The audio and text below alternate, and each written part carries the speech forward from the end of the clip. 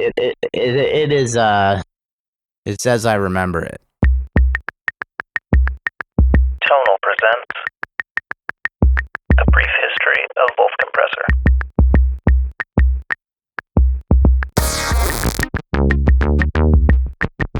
I'm Jack Stratton from Cleveland Heights. I was living in Berkeley, California, near the Berkeley Bowl, in a house off Craigslist with a few international students and an older woman who I don't think had ever paid taxes or touched plastic. I was watching Red Bull Music Academy. It was the Mad Lib presentation, which is a must-see.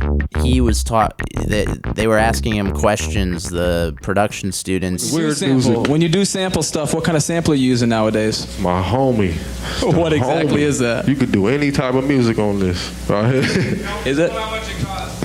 $200. Is that a Boss Doctor sample, or is that a 303?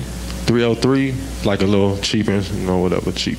Doctor sample, anybody could do 303. it. I'm telling you, you just have to use your brain. I was intrigued by the 303, and upon searching it more on the internet, people would write about the vinyl sim compressor on it and how that was an essential part of Mad Lib's sound, which he has an immediately identifiable sound.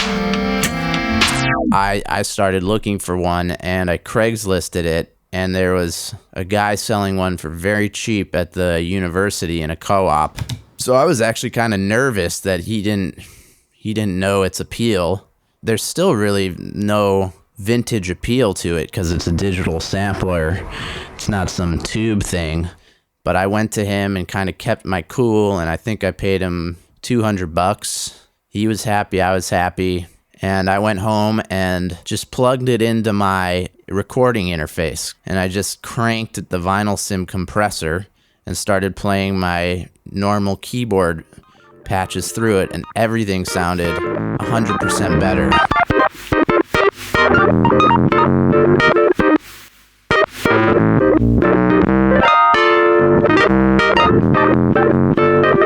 It just brought out this, it made all the fake instruments sound real. Between the pitch variation and bringing out all these quieter sounds, like especially on a Rhodes sound, kind of all the hammer sounds. So I was hooked, and I started putting the whole mixes through it like Mad Lib and J Dilla. Most people assumed they were side chaining, but they weren't side chaining. Whoa, yeah, it's Frank Knitted in the place to be with JD to the I was just kind of in heaven, having identified this very mysterious sound that I had tried to replicate, using plugins. I started telling people about it, and no one really understood the significance of it, even though they might have been Mad Villain fans or whatnot. Devin popped into my mind because he was doing plugins in college. Brilliant plugins, original stuff. So I sent him one off of eBay. I just put in his shipping address and a challenge to replicate its sound using his available plugins. And he's, at the time, was a full-time mastering engineer. So he had to have most every plugin. So he had it all, and nothing was even close. It was just totally unique. That sparked his interest in modeling it. There's so many weird things contributing that make vinyl sim so good. Between the bad digital and the clipping and all these lo-fi effects that make it what it is. Devin, pretty soon after I sent it to him, just dug into the compression alone, none of the other characteristics, and sent a drum loop and a version of it, and it was like, forget about it. It was like, forget about it.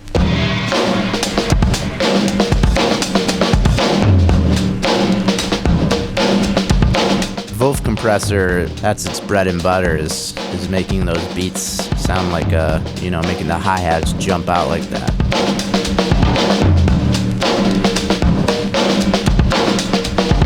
During the back and forth iterations, it evolved into something way beyond vinyl sim.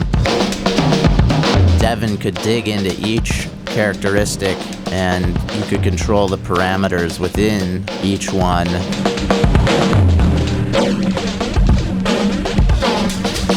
So that front page of Vulf Compressor is an homage to the 303, the simplicity, but then under the hood you can dig into all these parameters.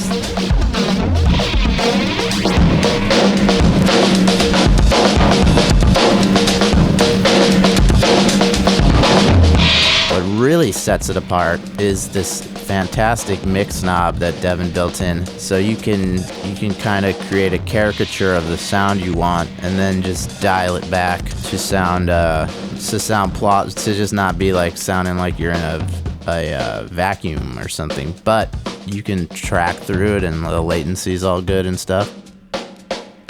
And you can get in the zone, and you're getting down, you're just swimming in it. And then at the very end, you just dial it back a little bit so it's less fatiguing.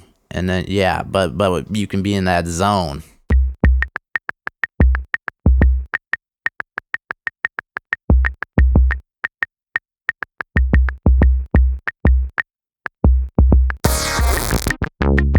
Hi, Jack. This is Rob from Good Hurts calling. I just realized we never got a chance to discuss where is your 303 now? My 303 is most likely in a garage stored in East LA with a Yamaha weighted keyboard. I think I can see it. I'm visualizing it. It is in my heart always, but not on my desktop. Because now I use Good Hurts, where the artist truly comes first. That's a keeper.